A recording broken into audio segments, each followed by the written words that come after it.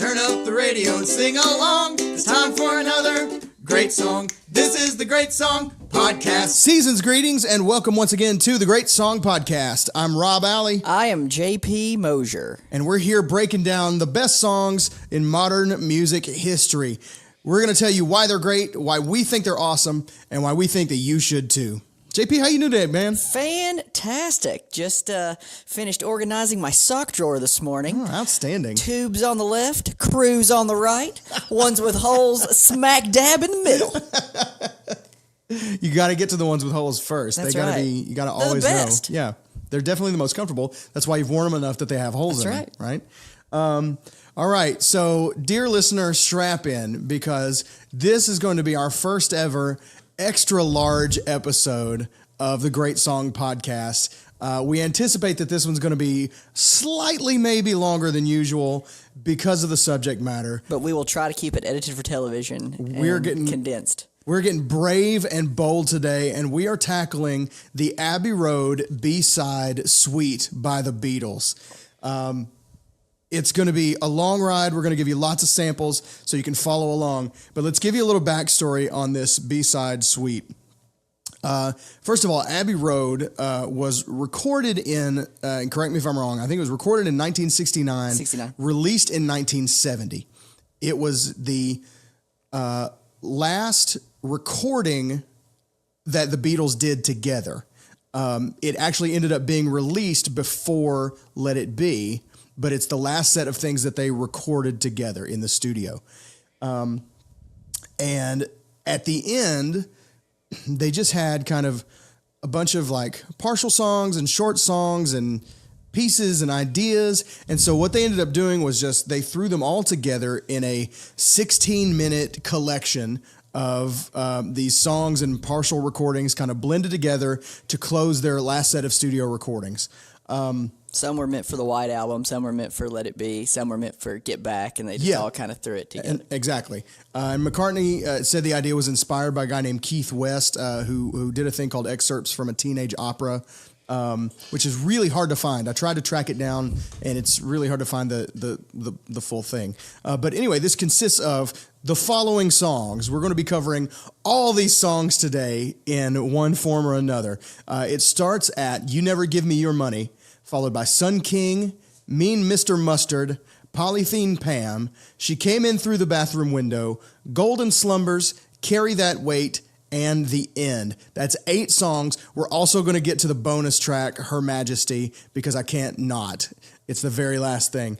So that's 8 songs that have been melded together. And even within those songs, some of them have different sections that are like mini songs of their own that just didn't get another title. So it's really closer to 10 songs that they've melded together into this thing. So do you have any initial thoughts on just the overall opus, the overall work of this thing? What's its overall effect on you? Are you a fan? It is good. It is. I think that actually the stuff that this kind of gets buried in the mega hits of the album. Yes. I think because we could talk about the album now or later, but it's got Here Comes the Sun, Something, Come Together. Yeah. It's got all these mega hits, even Oh Darling, and those are stuff that. And my personal favorite Beatles song, Maxwell's Silver Hammer. I kid you not, that is my favorite Beatles song. Rob may do his own semi-episode on that song. He knows more about it than anyone I've ever met. It's so dark and weird, and they sing about it just so like chipperly and happily and whatever. It's track 3 on your cassette as you're fast forwarding through. JP brought a cassette into the studio today because he was going to try and. He was driving a car today that didn't have a CD player, not because it was too old, but because it was too new. So he thought, I'll outsmart the system. I was planning on playing my cassette through my Walkman, through an auxiliary jack into the system so that I could listen to do my prep work. But I had some Walkman trouble because apparently I've not been using it enough. And so long story short, that plan failed. But I do have the cassette here that I'm looking at. Oh, man. All right. So let's just dive in, unless you have some general stuff on Abbey Road that you want to get to. Let's just try to conquer it. Okay. All right. So here we go. So we're going to start this off with the first track of the Abbey Road Suite. This is You Never Give Me Your Money.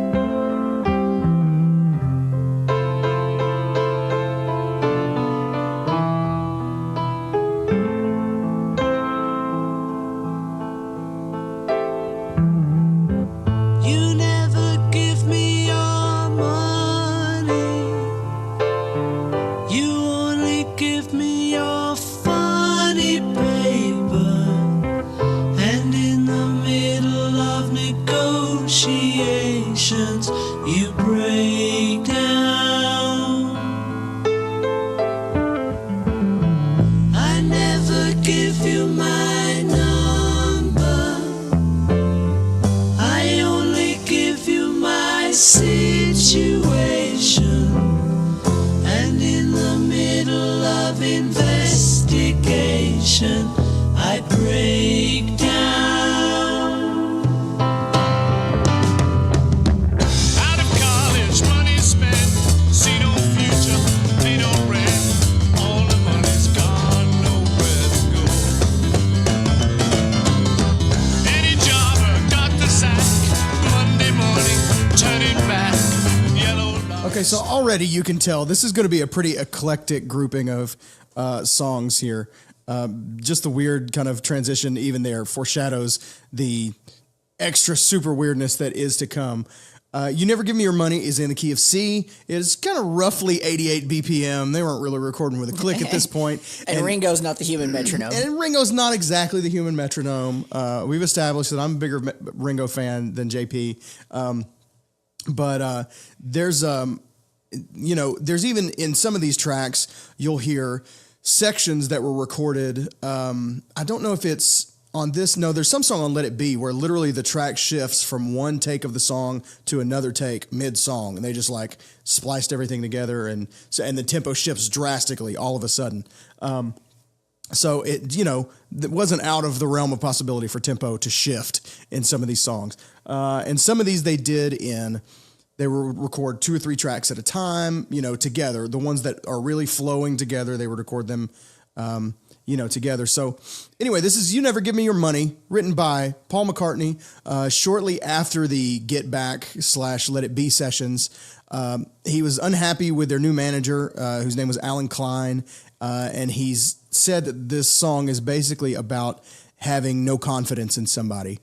They lost their longtime manager, Brian Epstein, who was, apparently the more you read about it, the more it just seems like he was kind of really holding that whole thing together from the start and helping them be able to work creatively together and be able to like stand each other, with the rigors of touring and all that.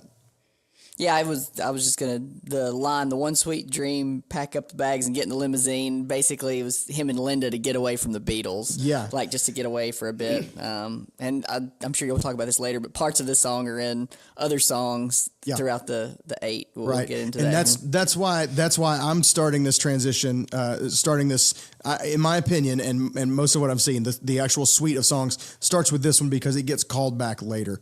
Although it sort of is really one of the only songs that has a definite like beginning and end. It doesn't necessarily flow into the next song, but it reappears later.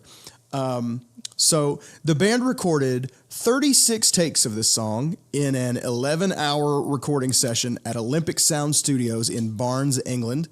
And take 30 is the one that you're hearing on the finished product of Abbey Road. Take 30 was selected as the keeper.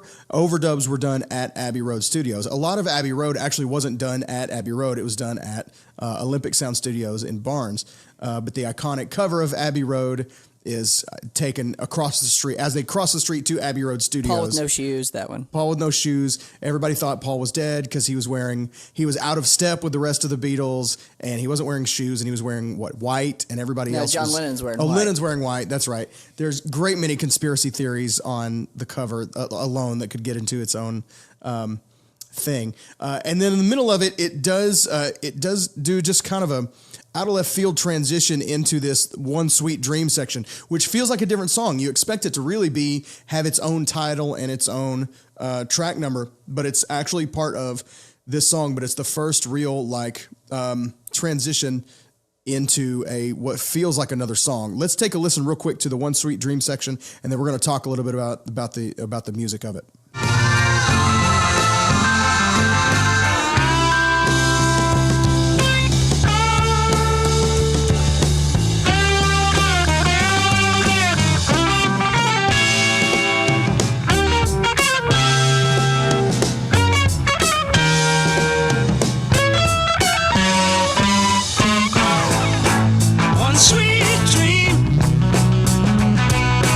Pick up the bags, get in the limousine.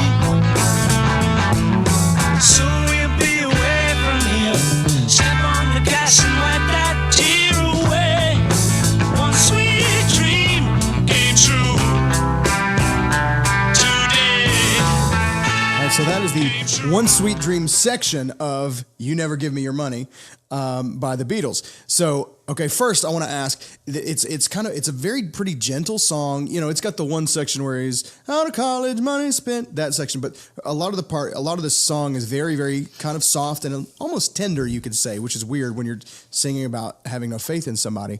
But the transition to a straight rock feel that is One Sweet Dream. I have a question. I want to ask you your opinion. Which one is better?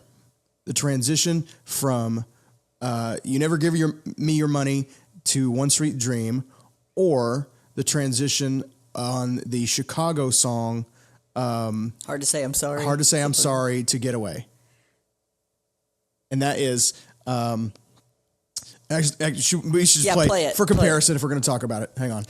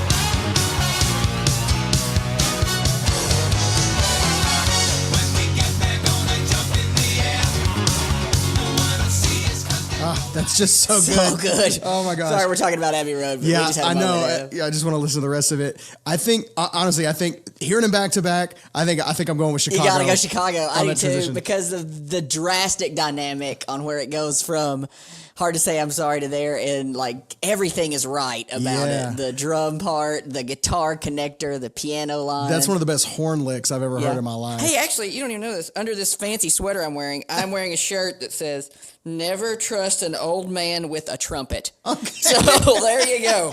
We got to go to Chicago for that one. That's really weird. Never Why do you have that trust shirt? an old man with a trumpet. Why do you have that shirt? Because this shirt is amazing. Anyway, so sorry, Chicago takes the cake on that one, but also very good transition piece. Yeah, outstanding transition to One Sweet Dream. It kind of you just kind of realize it hits this chord and you go, oh, we're doing something different now. Like we just changed gears, totally. But I want to go back and listen to the transition chords.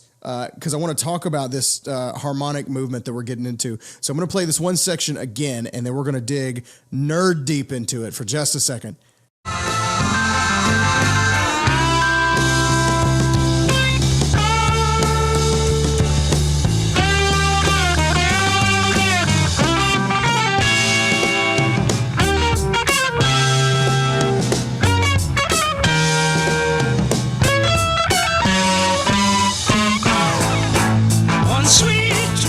Okay, so just taking that little interlude section, the interlude ends with this interesting diminished movement. I think we've talked about diminished chords a little bit in the past, but here's a little refresher if you're taking notes at home. So you've got a major chord, which is a root, a major third, and a fifth. You've got a minor chord, which is a root, a minor third, and a fifth. And you've got a diminished chord, which is a root, a minor third, and a flat fifth, which is really just another minor third away from the original minor third.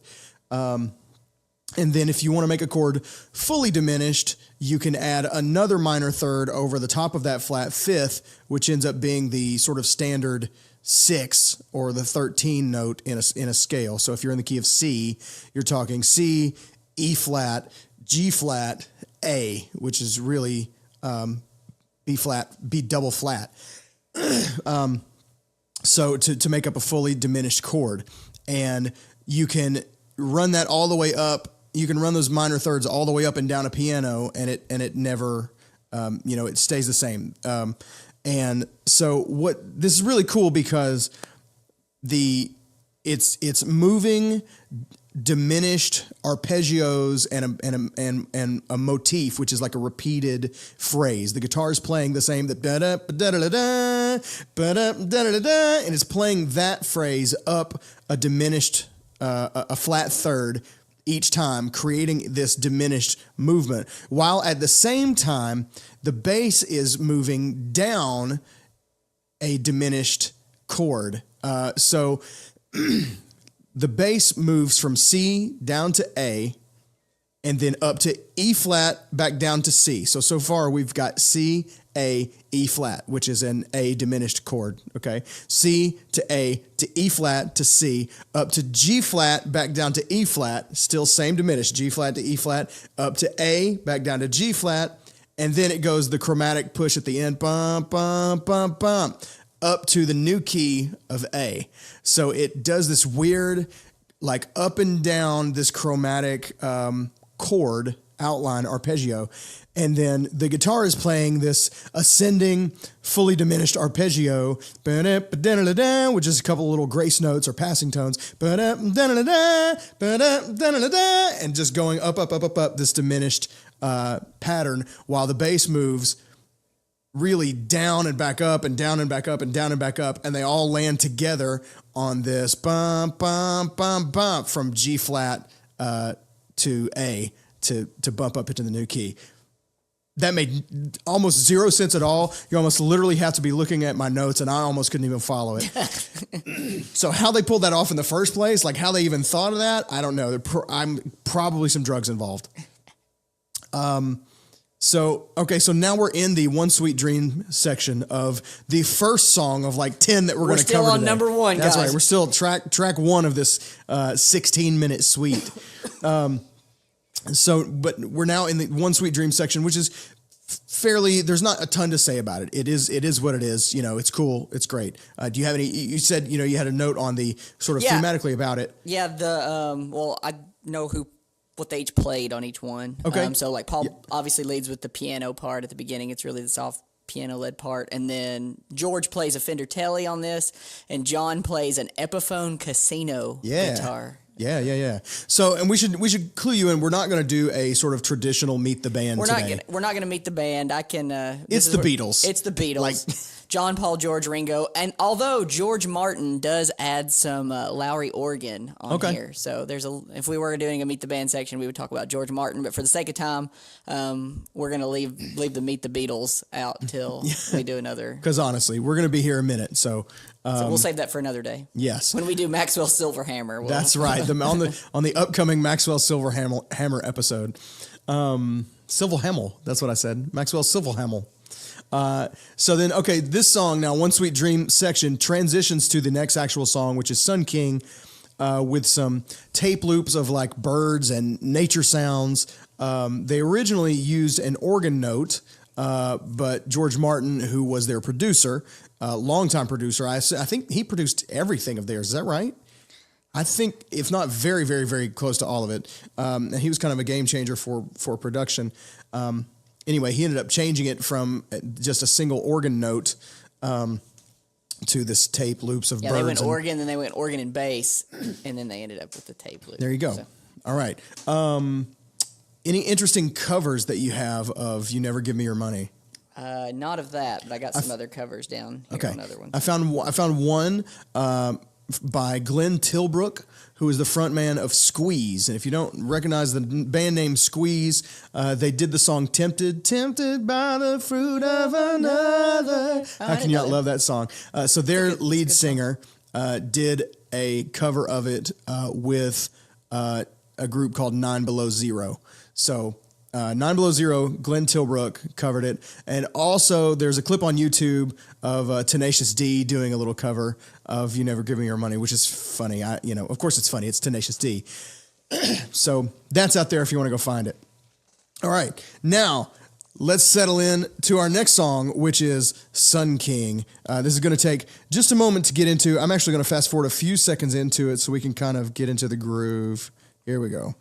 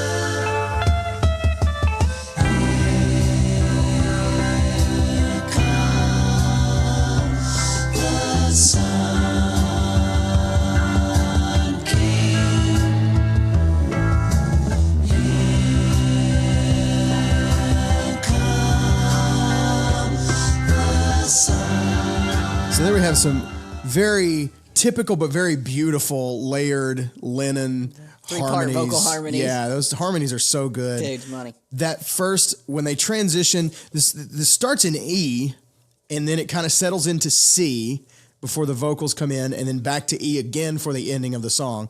And those harmonies are just money. I feel like maybe Paul could have tuned the bass before they tracked it. I think maybe the bass is a little out, but it's so good. They have, such good. Their voices just layer so well together, and they obviously were masters at putting that stuff on tape. Originally titled "Here Come the Sun King." But they changed it to avoid confusion with George Harrison's contribution to the album "Here Comes the Sun," which was probably a good decision. "Here Comes the Sun" became a big hit, classic. "Sun King" not so much. Doot and doo-doo.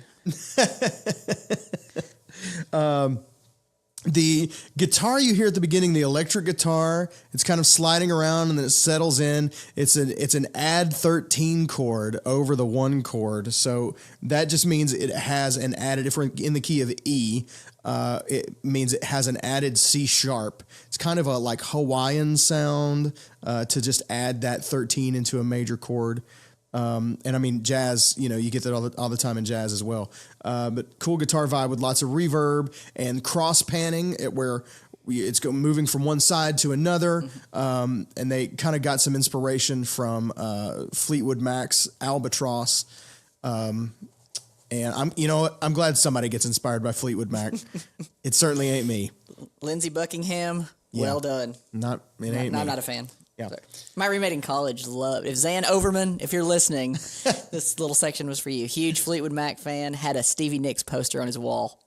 Like, wow. Yeah, that guy. That big, huh? That guy. Okay. Yeah. All right. Young Stevie Nicks or old Stevie Nicks? Just curious. It was kind of the middle stage, so it was enough where you could say, "Oh, you used to be Stevie Nicks, but you're not quite the Stevie Nicks you are today." You're not quite a crone. Yeah. Okay. So there's a really funny section in this where they just start singing some words. made up lyrics. It's like a weird combination of. Yeah, Paul knew some words in Spanish, just a few, and Yeah. he just throws that in, and then they throw in the chickafurdy. Yeah, which is a Liverpool English phrase that's sort of like a nan and a boo boo. And I couldn't help but kind of go down the rabbit hole on this. The Liverpool English, a.k.a. Scouse, if you've ever heard the term Scouse. There's actually a song by the Monkees called Randy Scouse Git that I never fully understood what that meant until I looked this up. But there's Scouse, it's a term used to describe the accents of residents of Liverpool, a.k.a. Liverpudlians. Liverpudlians, not Liverpoolians. No, it's Liverpudlians, the correct term for residents of Liverpool. And Scouse is short for lobscouse, which is derived from Norwegian, Swedish, and Danish terms for a stew that sailors often ate and which became associated with the poorer people living in Liverpool in the 1800s. So they ate this stew and they called it something that sounded like lobscouse, and that got shortened to scouse, and that became the term used for Liverpudlian accent. And so that is where Chickaferde comes from, and these just made up, whatever. Very strange. Anyway, but it's fun. And now you know what a Liverpudlian is. You can use that next time you're playing HQ and trying to win $20,000 with 2 million other people.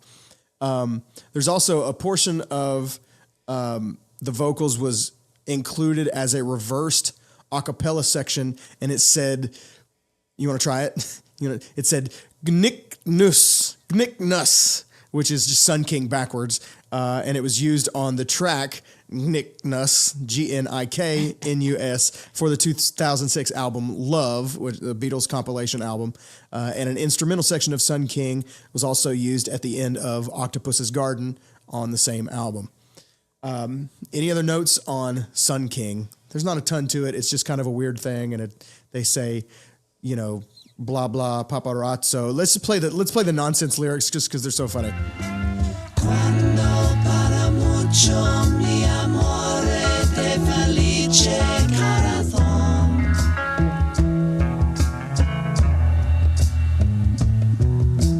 Mundo paparazzi mi amore chica ferri parasol.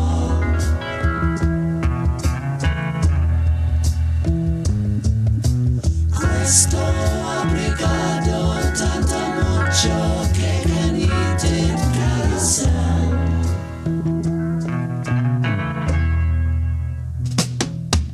Me Mr. Mustard sleeps in the park, shaves in the dark, trying to save paper. Sleeps in a hole in the road, saving up to buy some clothes. Keeps a 10-mark note up his nose. Such a mean old man. And we just let that go straight on into the next song, which is Mean Mr. Mustard. Not to be confused with Colonel Mustard. From Clue. For all you Clue players out there. Or Martin Mull from the Clue movie, which I hear is being remade. Yeah. And interesting. It's one of my all-time favorite comedies. If they screw it up, I'm going to be so mad. Tim Curry is a genius. If you loved Christopher Lloyd in Back to the Future, you will love him in Clue. It's true. He's so good. He's Professor Plum. Anyway, but not to be confused with any of that. Yes, no. Is Mean Mr. Mustard. Mean Mr. Mustard. The next track in the Abbey Road Suite. Goes straight in, as you heard, from the ending of Sun King into Mean Mr. Mustard. Mean Mr. Mustard. It is in the key of E. It is written by Lennon, although it is attributed, as just about everything is, to Lennon / McCartney. Even the stuff that they wrote solo, they just said, we both We're wrote a it. team. Yeah, which is great. I think that's awesome. That's I think great. it's admirable. You wouldn't dare do that now. Like, there's no way. People are scrounging after every little percent of every whatever. This is the Ali Mosier podcast. though. Right? Yeah, absolutely. We're a team. We're a team, absolutely, forever. Who gets to be Paul? Neither of us want to be. I want to be Ringo. Okay, you can have it. All right. I'll be George. This is the Harrison Starr podcast coming at you here. Anyway, We're the also-rans of the most popular. So this Mean Mr. Mustard was recorded as one continuous piece with Sun King. It was inspired by an Indian newspaper story about a miserly old man who kind of stored away his cash in random places to avoid being forced to spend it. He didn't even want people to know he had it, so he just hid it away in random places. And apparently, John Lennon later sort of just turned his back on the song. He just said he didn't like it. He called it, and I believe this is a direct quote, a bit of crap.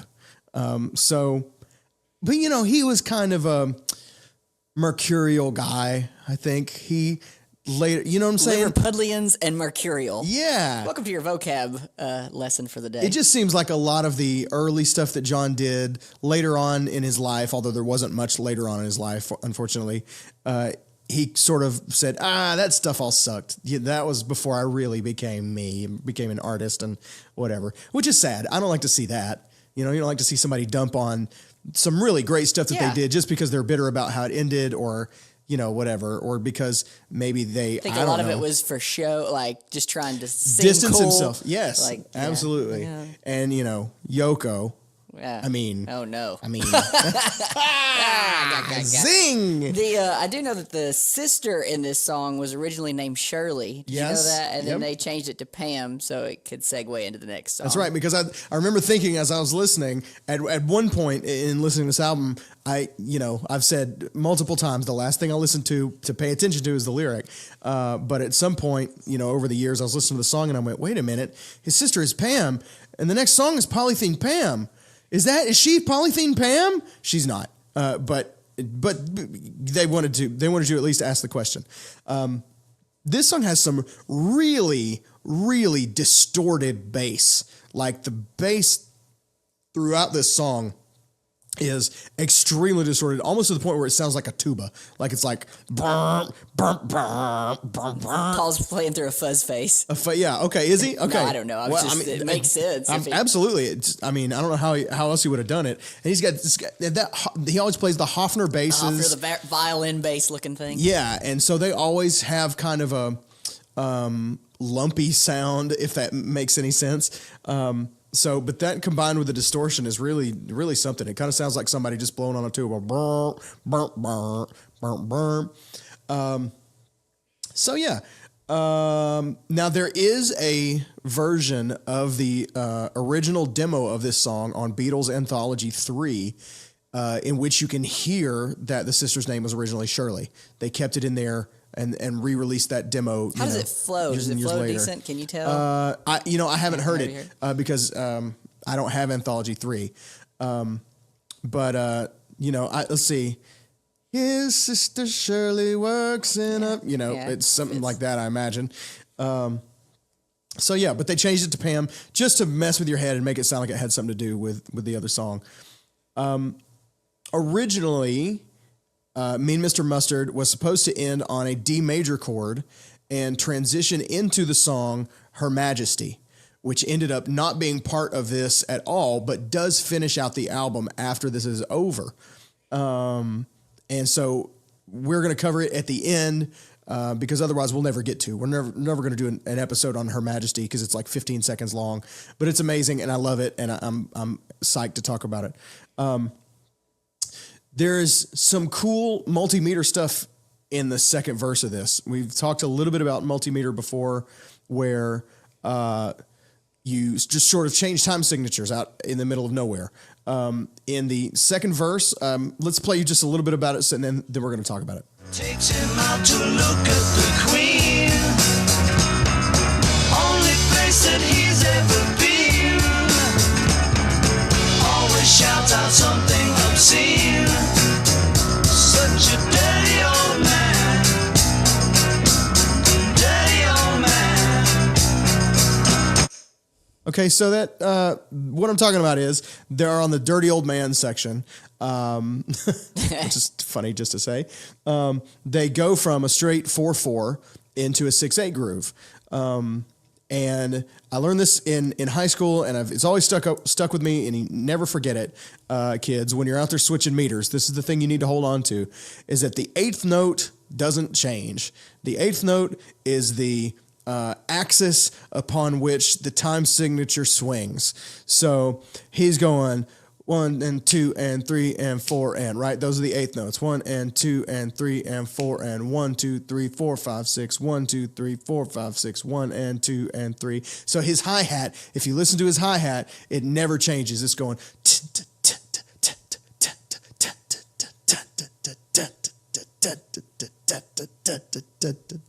it's going, you can go back and forth. And as long as you're locked into the eighth note, time signature changes don't have to be a big thing. You can play songs that go, I remember we used to play songs that would go back and forth from like 5/8 to 7/8 to 4/4 and whatever. And it's cool as long as you know the eighth note stays the same. Always let the eighth note be your guide, I think is what, is that Disney? Always let your conscience be your guide. Be your Who's that? heart, Always let your something. There's something about letting something be your guide. I don't know. So I always thought that was cool. I thought Ringo just handled it like a pro. You know what I mean? There's drummers out there that would have freaked out if you told them we're going to go from 4/4 to 6/8, but not my boy Ringo.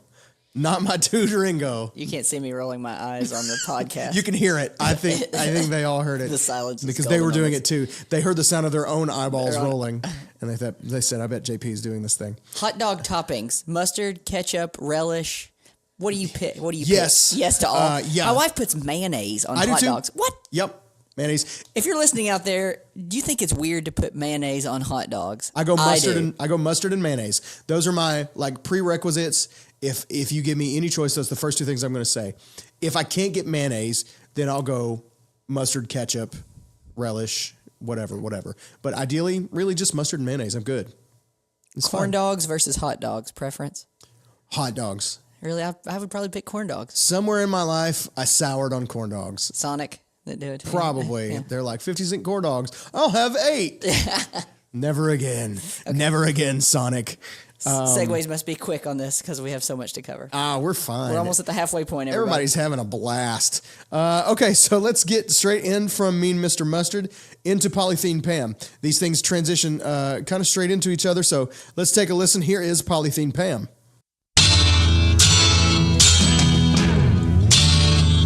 Well, you should see Polythene Pam. She's so good looking, but she looks like a man. Well, you should see her in drag, dressed in a polythene bag. Yes, you should see Polythene Pam. Yeah. Okay, so that is Polythene Pam. It is not about mean Mr. Mustard's sister. She's just a lady. She's a lady who likes to wrap up in plastic. So, yeah. John Lennon says this is the story of the song, that it's a kind of a stretched version of a real encounter with a situation where a man was trying to basically hook him up with a woman in a hotel room, and she was wearing polythene, aka polyethylene, aka plastic. I heard a completely different story. Really? On what this song is about. Do tell, because now this is what combined. This may be the story that you have. Tell your story. About the Beatles fan? Yes. There's a Beatles fan named Pat Dawson who would eat plastic material. Yes. And the Beatles called her Polythene Pam. Polythene Pam. Yeah, Yeah. that was- Polythene Pat. Pat. And yes. And that got yeah. combined with this lady who this guy was trying to hook John Lennon up, who was wearing some weird plastic outfit. And they just sort of combined those two things together and got Polythene Pam. He also wrote this one in India as well. too. Yes, at Yep. the same trip And as he wrote Me did you hear Mr. that the Mustard. guitar part, they stole it from the Who's Pinball Wizard? If Oh, you listen back- the acoustic thing? Yeah, he listened I back got you. That's funny. from Pinball's Wizard. So- Are you a Who fan? No. No, not at all. No. I like a few. They're okay. I can listen to the greatest hits. I'm not a super fan. I'm a neutrality. I'll listen to Okay. the Who, but I'll never. I've say never I'm a diehard fan. I've never sat down and listened to Tommy, and I feel like I should, top to bottom. Sure. I'm a big fan of concept records in general. I need to sit down and listen to Tommy. I like Pete Townshend's stage presence. Yeah. To a little bit. Yeah. But I wouldn't say I'm a huge Who fan. I have seen Roger Daltrey live. I Yeah. saw him open for Clapton actually the first time. Nice. Oh, that's solid. That's a Big solid show. tour right Yeah, it was there. a big show. There's a cool thing at this that I'm a big fan of when records are imperfect, especially the more and more that we get into the digital age where just everything is really, really, really perfect on recordings. I'm a fan of when people leave little hiccups or vocal imperfections in. And so there's a thing at about 44 seconds into Polythene Pam where Paul is doing like a bass slide and he comes up a little bit short. He doesn't quite make it. George Harrison and George Martin, the Georges, if you will, Georges Harrison and Martin, said it felt good for the song, so they convinced him to leave it in. And so good for them. I say that's awesome. That's great. That's so funny because right after that, somebody picks up a tambourine Yeah. in there, and you can hear Paul say "yeah" in the background. Yeah, So- yeah, cool, man. Yeah. Go for it. There's several things like that. Actually, we were talking off air about there's a spot in Maxwell's Silver Hammer, which I better talk about now because we're never going to do this podcast. But there's a spot in Maxwell's Silver Hammer where Paul is delivering a line and he says, the teacher asks Maxwell to stay behind and write his name on a chalkboard. And in the studio, when he said the word behind, John mooned him through the glass of the vocal booth. And it made him laugh, and the laugh comes through in his next line. You can hear him laughing as he's singing, and they just left it in. They're like, it's fine. I can't imagine doing 36 takes of a song, and let's keep the one where I laughed. Keep the one where I laughed in the middle of it, yeah. Let's Number keep the one where 36. you mooned me. But it's cool. I love that they did that. Like, I'm so glad that they did. It's awesome. Yeah, there's all kinds of stuff like that in this song portion. Do you have some others on? Go for it. And at the final notes of the guitar solo, Lennon's like, "Well, listen to that, Mal," which is referring to Mal Evans, who's the road manager of the Beatles. Yep. And Lennon laughs, follows by saying, "Look out!" And there's a "you should" before the transition in there too. Yeah, and I think that's actually getting a little bit into the next song, which is "She Came In Through the Bathroom Window." Let's take a listen.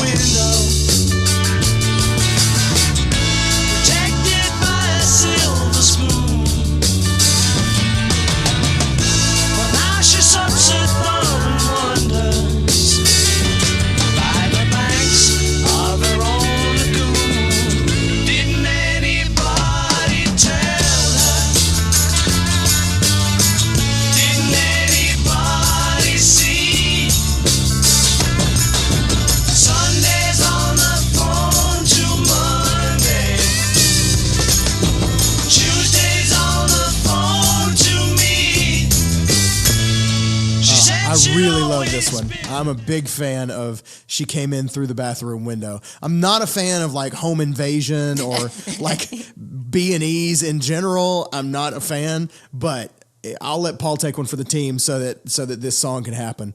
You want to tell a little bit background on this song? You got some interesting notes? Got a little bit. It was inspired by the Apple Scruffs, or the people that hung around the studio, and one of them actually broke into Paul's home, is what I have on that. Yep. That you may have some more on that. That's just Yeah, kind of Diane Ashley was one of the Apple Scruffs, and she and some others found a ladder in Paul's garden while he wasn't home, and they used it to climb up to a bathroom window that was kind of slightly open.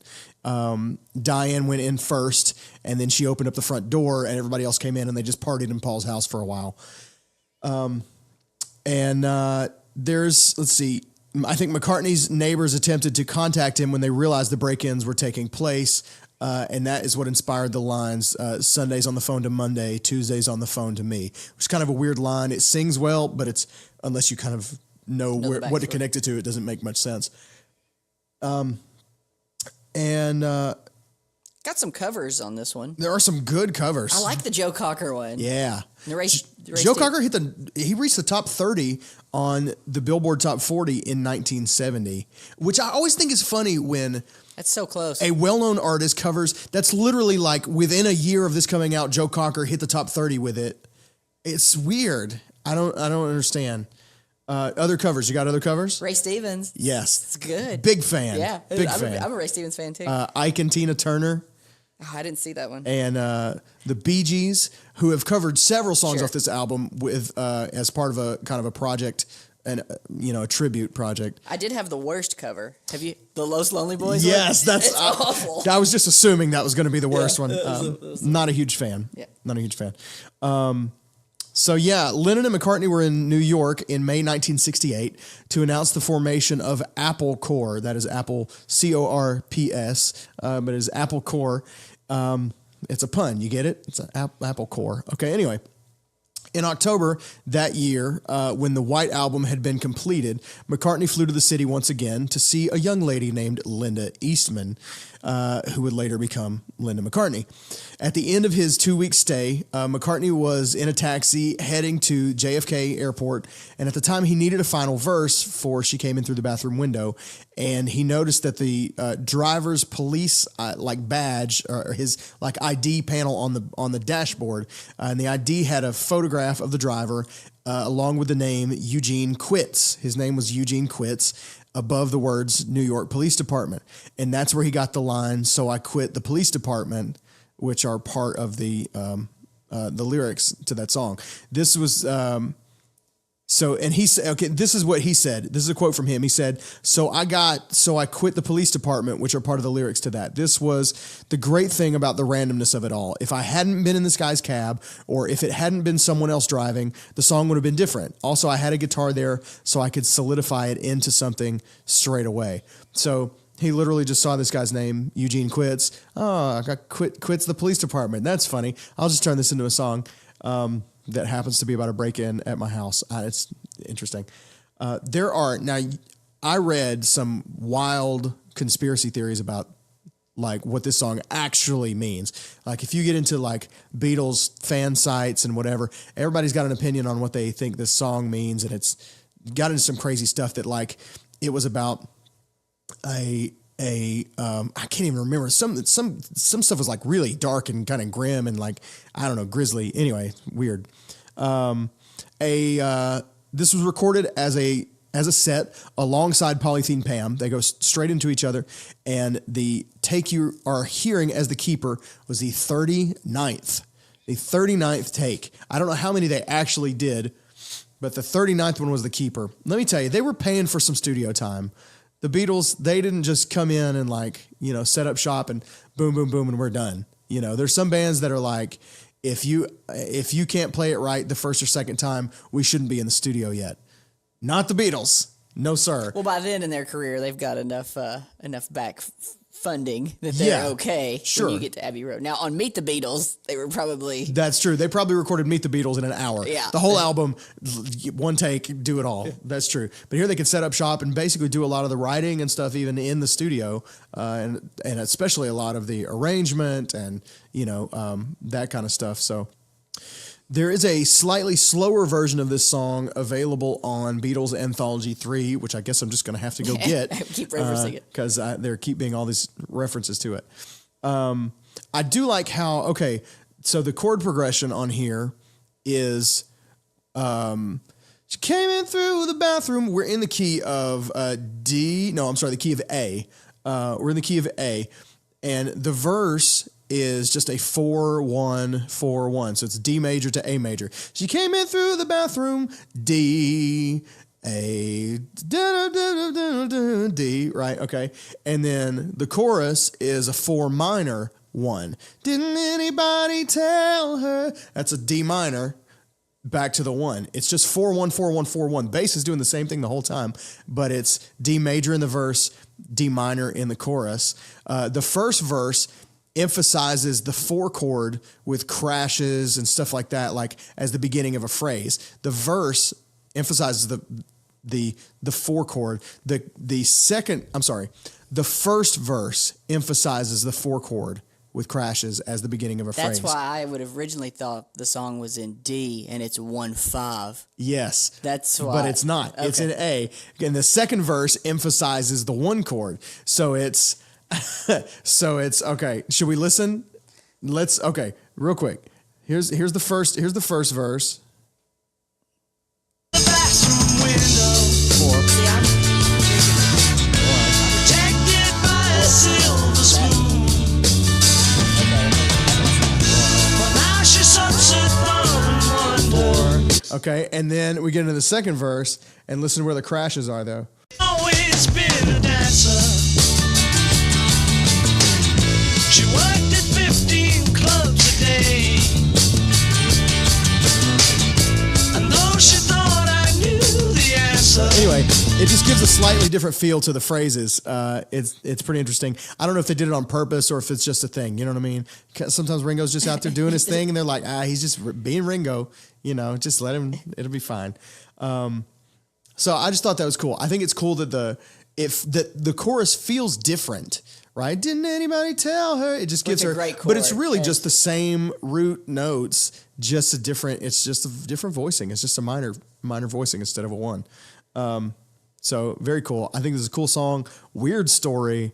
It's very strange that I guess it's not so strange that it happened. People break in. They get obsessed and they're like, Paul opened his window and there's a ladder. Ah! So. You know, that's what I would do at Weird Al's house. We all know I'd break into Weird Al's house if I could. I don't see Rob crawling through a bathroom window. It was a big old bathroom window. The bathroom was huge. The window was 3 times the size of a man. Anyway, so here the whole Abbey Road Suite kind of takes a pause for a second. It kind of straightens up its necktie a little bit, and I guess, it had to put its kid to bed. And so we're getting into a kind of a different vibe.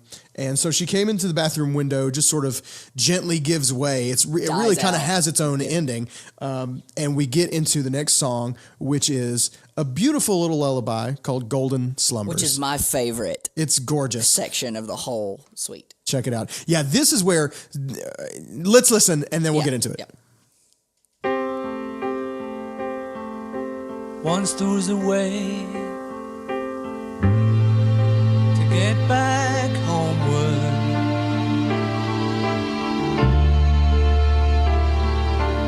Once there was a way to get back home. Sleep, pretty darling, do not cry, and I will sing a lullaby.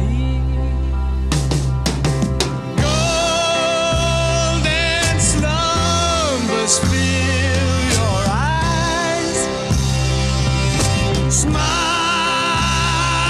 awake you when you rise. Sleep, pretty darling, do not cry, and I will sing a lullaby. Yeah, it's so good. It's awesome. It's just beautiful. I don't know why he gets so into it on the chorus part. And the lyrics don't match the vote. Like what it's like, sleep, pretty darling. If somebody sang that to me at night, I would wake up swinging. Shut up, man! I'm trying to sleep. I'm trying to go to sleep. It's like I just imagine. I'm gonna sing you a lullaby. I just imagine like putting my kid down in in their like bassinet or whatever, and I'm like, hush, little baby, don't say a word. Mama's gonna buy you a yeah. Start shaking it. Woohoo! Yeah! Oh, I'm sorry. I forgot the purpose of what we're doing here. I'm supposed to be putting you to sleep. This song was so good. I just got into it, and sorry about that. Let's It's like try the again. uncle that comes over and plays with the kids and gives them candy. He's like, yeah, okay, it's time to go to bed. Right? You're like, all right, tell Uncle Bernie night. He's like, here's a peppermint. Here's that strawberry candy. Where does that strawberry candy come from? Juicy in the middle. Every person over the age of 93 has some in their pocket. It's like, take some pocket lit and a strawberry candy. Yes. You just get issued that. I think it comes with like your monthly AARP package in the mail. There's like, all right, here's your 5 strawberry candies for the month. Give them out wisely. Right. Only to the best children. That's right. Only to the best The children. rest of them get Werther's Originals. Yeah, Exactly. They do the fake handshake where they're like, hey buddy, how you doing? And then you go to shake their hand and all of a sudden there's a delicious strawberry candy in it. So good. And it's going to get stuck in the back of your teeth. It's going to happen. But you're going to love it. That's right. Because it's delicious strawberry syrup. Anyway, Golden Slumbers is in the key of C. It was recorded as one piece with the following track, Carry That Weight, written by Paul, attributed, of course, to Lennon/McCartney. It was recorded in only 15 takes, with 13 and 15 being kept. Lennon wasn't even there when they recorded this. Right, he came back in later. Because of the motorcycle accident. That's right. Motorcycle accident. So He wasn't even there. That's right. He'd been injured in a motorcycle. He came back and did overdubs. It was recorded without these like string section, and they came back and did that later. There's, I guess, some contention among Beatles fans as to do we like the strings or not. Like some people feel like the strings on some of this, and especially on Let It Be, were too much. The orchestration. Do you care? Doesn't bother me. Doesn't bother you either way. It thickens it up a little bit, and I don't mind it. I have to the point where they released about maybe 10 years ago or so a version of the Let It Be album called Let It Be ...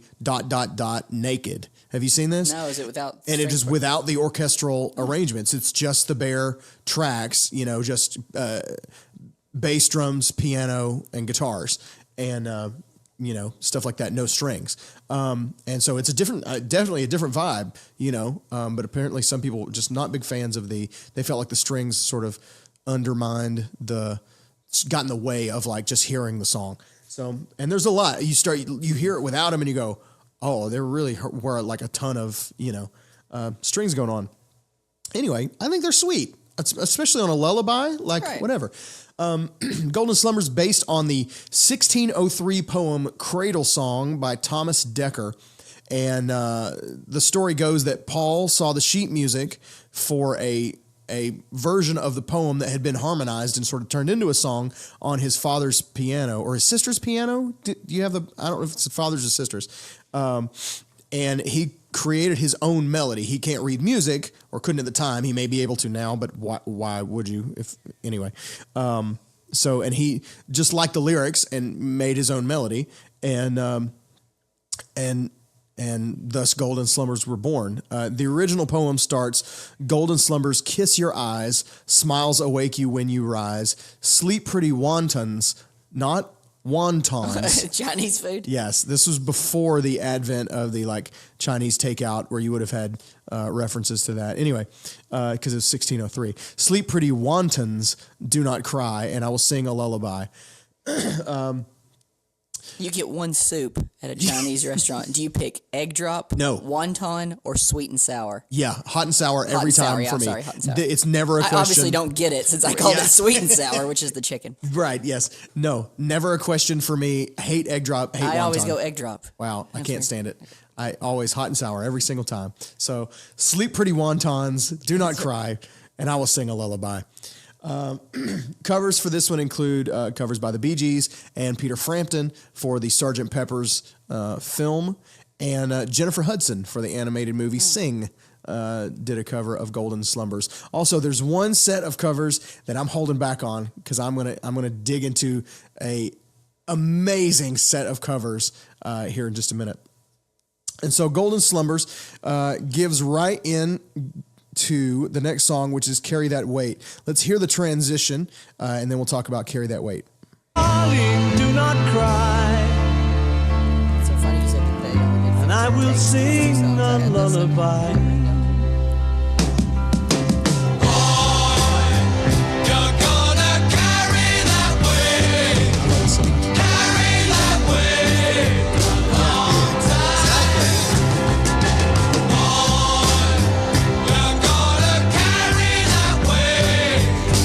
carry that weight a long time. Yeah, so me and JP were literally, it looked like we were sitting around a pub, slinging glasses around, singing this it's almost like a madrigal seafaring song where you have to have a turtleneck sweater and a beard and a pipe and a patch over one eye. And we're named McFarley. And named McFarley at McFarley's pub. Boy, you're going to carry that weight. Carry that weight a long time. Yar. Thanks for stopping by, Mr. McFarley. Special guest today, Mr. McFarley. He's a Liverpudlian. He is. He eats lots of scouse. Anyway, Carry That Weight, also in the key of C, coming straight in from the previous tune. George Harrison actually played bass on this song, which, not a big stretch, but it's just unusual. Usually you got Paul, but Paul's on keys for this one. It features unison vocals from all four Beatles, which is not something they did very often as far as the unison vocals. You heard them doing harmonies all the time, but unison vocals, aka gang vocals. And so, according to Paul, the song was about the troubles that the Beatles were having sort of internally and with their burgeoning business at Apple Corps. Paul said it was just a moment where he just didn't feel like being upbeat about things. Like, he's normally a kind of a, happy-go-lucky guy, and he was just having a day. He was just give Paul a day, everybody, Everybody, just leave him alone. He's got to carry that weight, A long time. A long time. A long time. Also, they were doing a lot of acid. So it has been postured that the song is an acknowledgement that whatever that the individual Beatles did in the future would be under the shadow or weight of their run as the Beatles. In other words, we're never going to outrun the success we had as the Beatles, no matter what we go on to do, how successful we are. We're always going to be thought of as, I was the Beatles drummer, I was the Beatles guitarist, whatever. Do you agree? Do you think any of them outlived outshone on their own solo with their or careers? at least Can stand alone. I think McCartney can stand alone. I think McCartney can. I was too young when John Lennon, you know what I mean? Like, Yeah. When the I height think- of his... I think Lennon had one song that outlived the Beatles. Imagine. And the rest is sort of lost to history, minus the awful Christmas song, that Happy Xmas War is Over. Just the most brutal thing. Rolling Stone loved them some John Lennon, too. They do. And you know what? Cool people love Lennon. I get it. That's fine. It's whatever. I'm a Paul guy. I don't make any bones about it. And obviously, Lennon had some great stuff, but I feel like Imagine is his legacy, and Paul has a ton more. You know what I mean? Of course, and he's lived 40 more years, so or whatever. Long time. Yeah. So anyway, because Lennon died in 1980, right? Is that right? Yeah. So, but I feel like Paul definitely he carried that weight a long time, but he got out from under it eventually. And so this song is our first callback. Let's take a listen here. A callback Horn to section. You Never Give Me Your Money, which was from the very beginning of our little suite here. Check it out.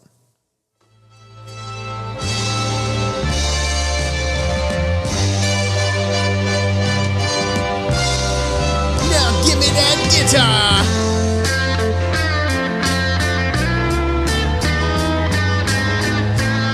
That was me saying that on that. I don't know if you knew that wasn't from the original track. My pillow. I only send you my invitations, and in the middle of the celebrations, I break down. So that's cool. That's a little callback to say, hey, we did all this on purpose. Like, Never underestimate the old guy with the trumpet. never. That's right. Never. And there he was. He's like, somebody need a trumpet solo? There we go. I gotcha. I heard that the guitar part is a reference to Badge, the Clapton song, because Harrison actually played guitar on Badge with Clapton. Huh. And so the little melodies that he does there and the tonality Really? and everything is a throwback to Badge. That's cool. So- Well, it ends with the chord progression and the guitar riff from the end of One Sweet Dream. So there's another reference, which is part of You Never Give Me Your Money, in what becomes a measure of 5/8 time. You want to listen? Let's Play take a it. listen. 2 and 3 and 4 and 2 and 3 and 4 and 1, 2, 3, 4, 5, 1. Kind of awkward. Play it, Ringo. Oh yeah! Alright! Are you gonna be my dreams? Play it again, Ringo. Hey! Go, Ringo. So much bass drum. All right, okay, enough. Calm down, Ringo. Chill out.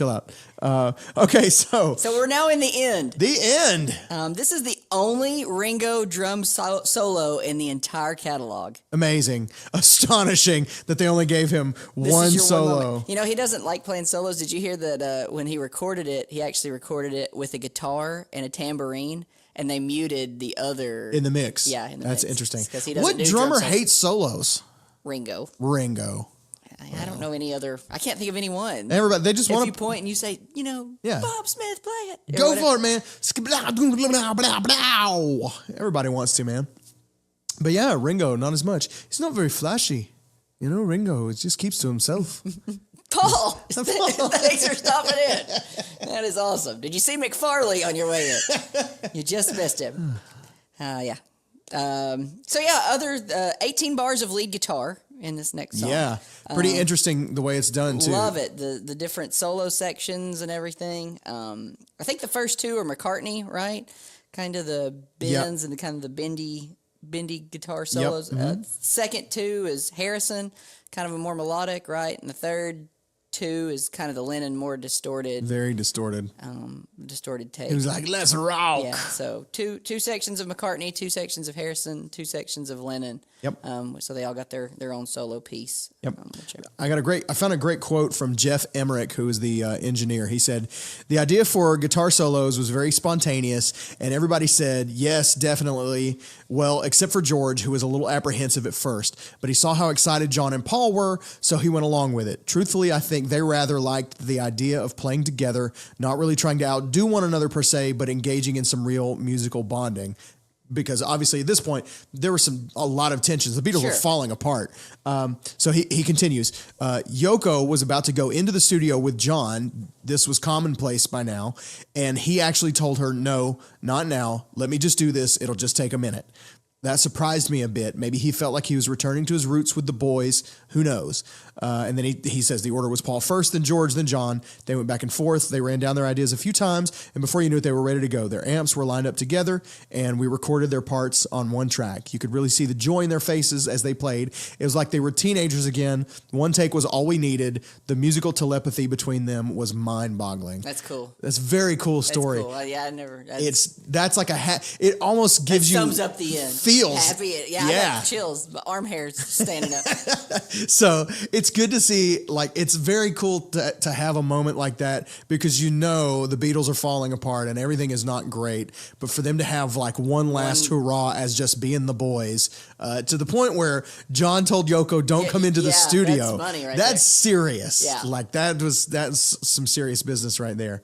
And of course, the end, it's got a chord progression at the beginning, which I love. Okay. It's in A, right? It's in the key of A. It was recorded in 7 takes, and it was stretched later during the overdub phase. This was the last song recorded collectively by the Beatles. I, Me, Mine from Let It Be was recorded later, but did not include John. So this was the last one recorded by all 4 Beatles. Sad times. How great that it's the end. I mean, that it's called, it just worked out. Yes. Like it's like they knew. Yeah. So I love the chord progression at the beginning over the oh yeah, all right. That's a 1. Let's see the beginning key. Oh, 1, 1, 4, 2, 5, and then it goes ba-da-da-da-da, 2 major ba-da-da. It's very cool. Anyway.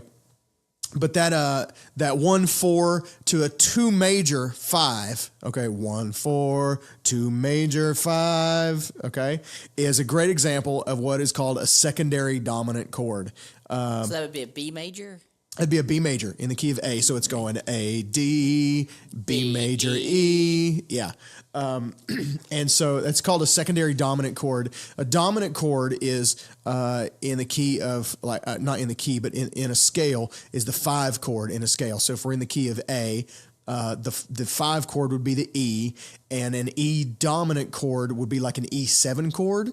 And it really, the added 7 telegraphs to your ear that you're going to the 1. Going back to the 1. Yeah. And the dominant to tonic resolution or cadence, the 5-1, 5-7 to the 1 is the strongest indicator to your ear. There's all kinds of, there's plagal cadence and different ways that are traditionally you get back to the 1. But the dominant to the 1 is the one that your ear knows immediately where the next chord is going to be. If you're playing at home, it's probably easier if you play a C and then play a G7 to lead into Exactly. it so that you can hear where we're going. It tells your ear, you know what's coming next. Yeah. And so a secondary dominant is when you take a major 2 chord that telegraphs to your ear that the 5 chord is coming. Yeah. And so that's what they do there. That 1 4 2 5. The major 2 tells your ear that a 5 chord is coming next. So very good, cool example of that. A lot of old country songs, you'll hear some great secondary dominant, like in the middle of a verse. It'll resolve to a 5 chord, and then they'll kind of reset the verse and do it again and resolve to the 1 the second time. Anyway, nobody cares, but it was in my notes, so I had to say it. Of course, this song ends with the famous line, and in the end, you know what? Why don't we just let the Beatles handle it?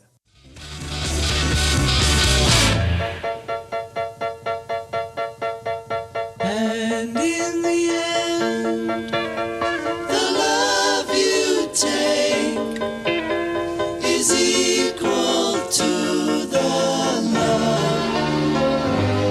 you make.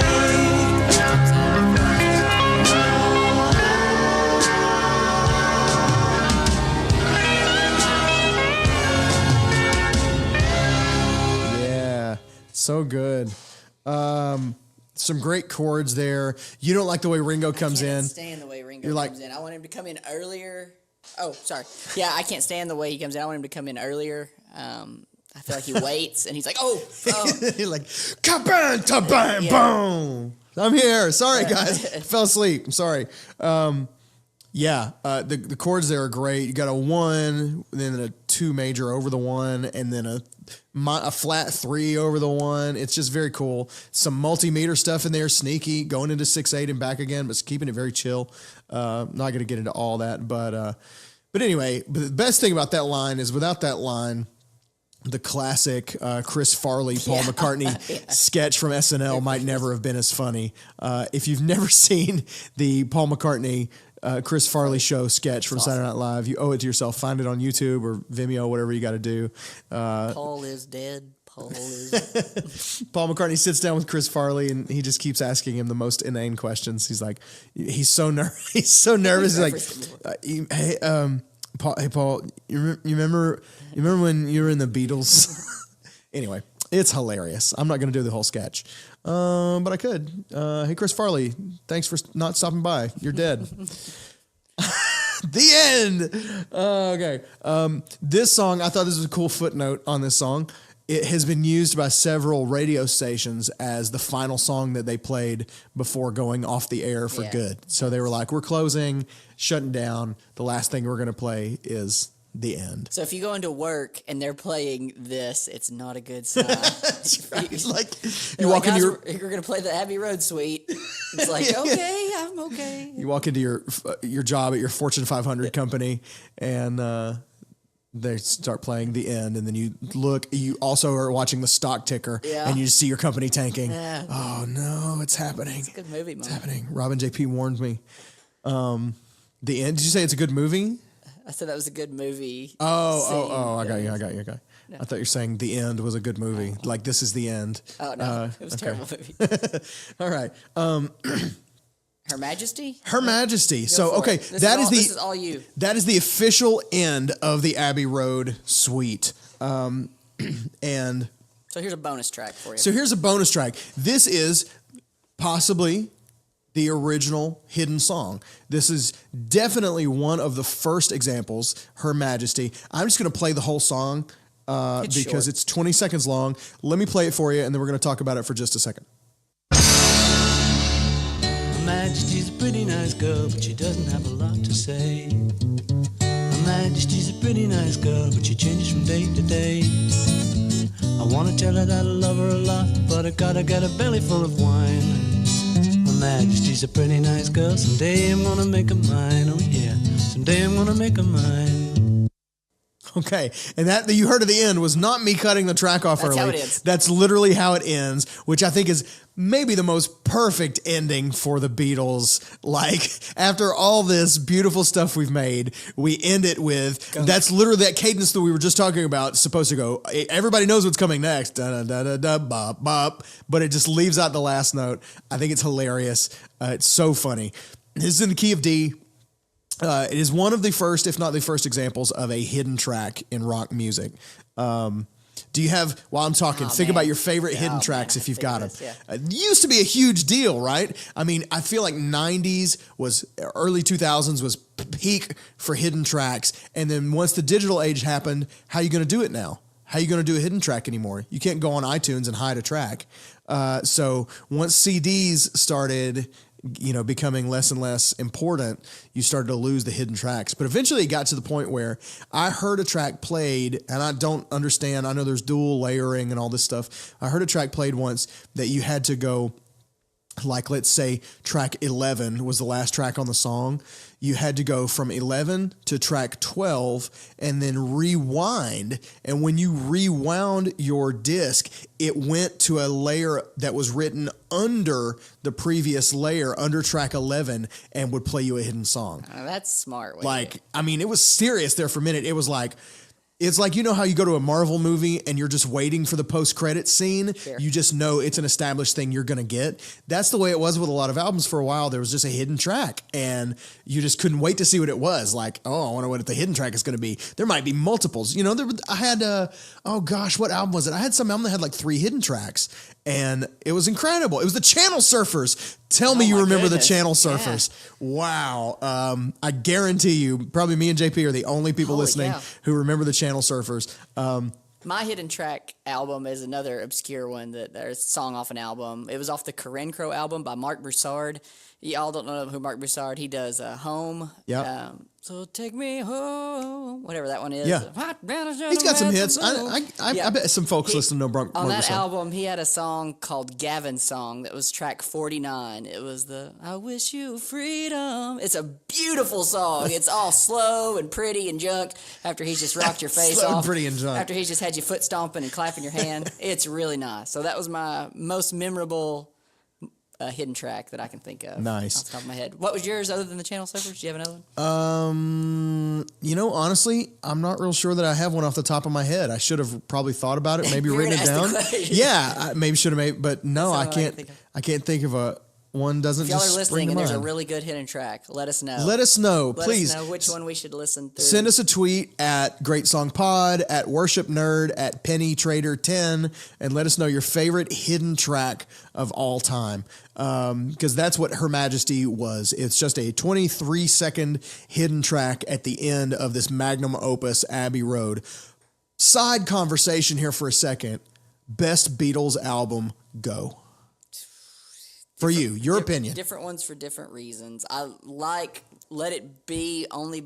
I like Let It Be only because of the Long and Winding Road. It's probably my favorite song. Okay. But album as a whole, probably go White Album. Okay. Probably go White Album. How All about right. you? Abbey Road for me is the peak. Yeah.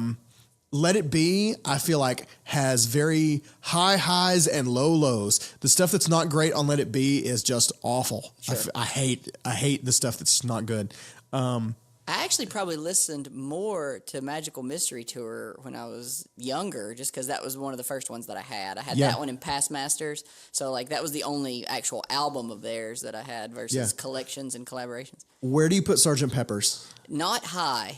Really? no, like not- generally not high. Yeah. Like not just not at the top, but really not toward the top even. I'd say upper middle maybe, but Wow. not in the top few. That is the Rolling Stone number one album of all time, Sure. Sgt. Pepper's, and regarded by many as the greatest album of all time. It's like 1 and 1A being What year was Sgt. that? Pepper's and Pet Sounds by the Beach Boys. What year was Sgt. Pepper's released? Do we know?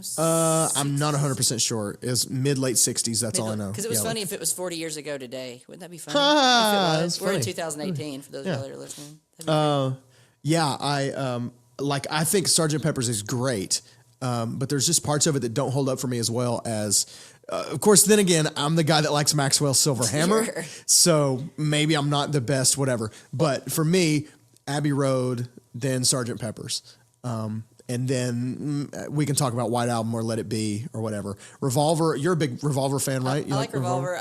The reason I like the White, I love While My Guitar Gently Weeps. That's Yeah. obviously one of my favorites. So you're getting your I'm picking albums are being songs boosted based on single based songs. off the songs that I like off of each album, not the Yeah. collaboration I got of you. the entire album. Yeah. Okay. I just feel like start to finish, Abbey Road is a banger, just absolute banger. Okay, so going back to Her Majesty, it was originally intended to be part of the medley, so that's why I'm including it in our coverage of the medley. It was supposed to go between Mean Mr. Mustard and Polythene Pam. Paul decided the sequence didn't work. By the way, in my research of this full album process, it seemed like Paul was kind of doing everything. Like if Paul hadn't been around, these last two albums would not have been made. You would not have Abbey Road. You would not have Let It Be. Paul was really the one pushing to like, guys, let's do this. He was the one that still had a drive to make it happen. And he was He has a strong vocal presence on every song. He does, yeah. It's basically like it's almost like he made this ending stuff himself as his like last passion project, and he was carrying that weight a long time. So anyway, Paul decided the sequence didn't work, putting this between Mr. Mustard and Polythene Pam, and he told the engineer, the tape operator, to destroy the tape. But EMI, the record company policy, stated explicitly, never destroy a Beatles recording. No Beatles recording was to ever be destroyed. So the guy kept it and just didn't say anything. So thank you to John Kurlander for that. He was the tape engineer who refused to destroy this. The chord that you hear at the beginning of Her Majesty, you heard that one bong, and then it goes into the little acoustic guitar thing.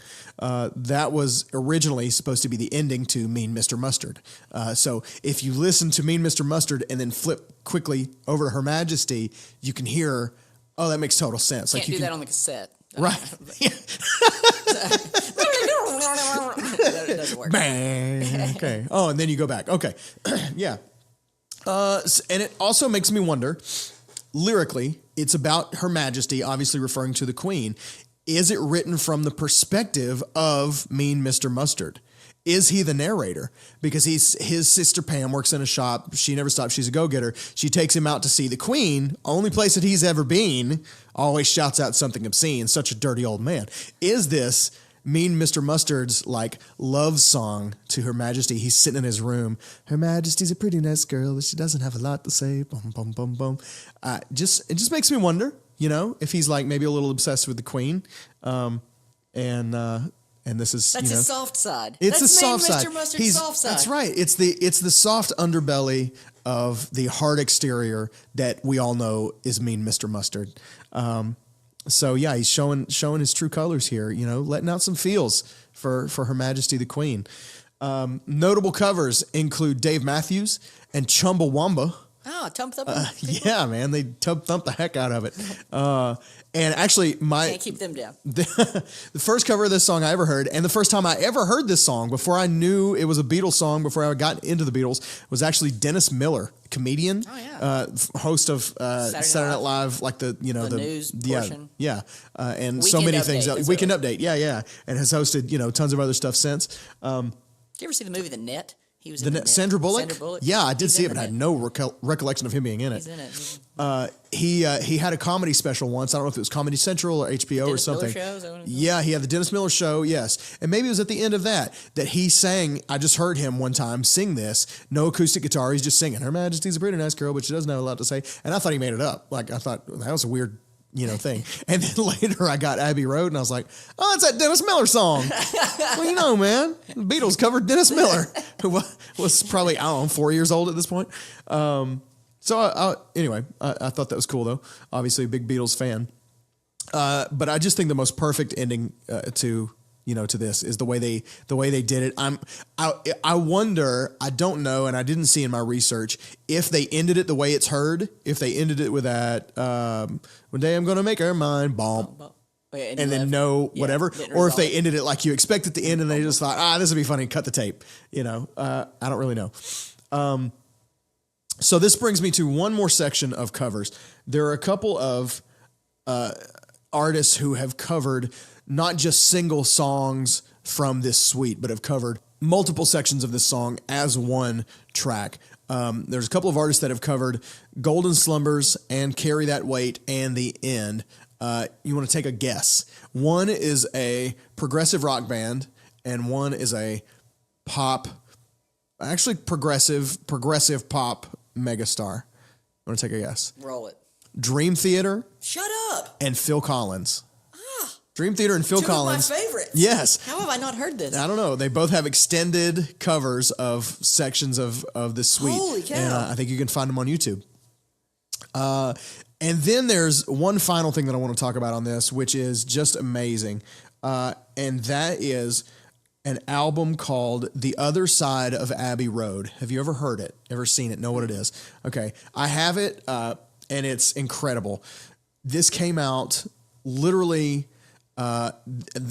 if I recall what I read in my original research for this album, George Benson, jazz guitarist who later became like a pop disco icon, sex symbol, you know what I mean? Give Me the Night, Love Times Love, stuff like that, but is literally one of the most incredible guitarists to ever play the instrument.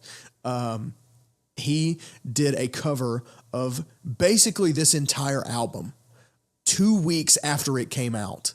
He went in the studio and covered almost front to back the entire album in his own style, his own interpretations of the song. He sings it, he plays it. Yeah. So it's got Golden Slumbers, You Never Give Me Your Money, Because, Come Together, Oh Darling, Here Comes the Sun, I Want You, Something, Octopus's Garden, and The End. Covers all of it.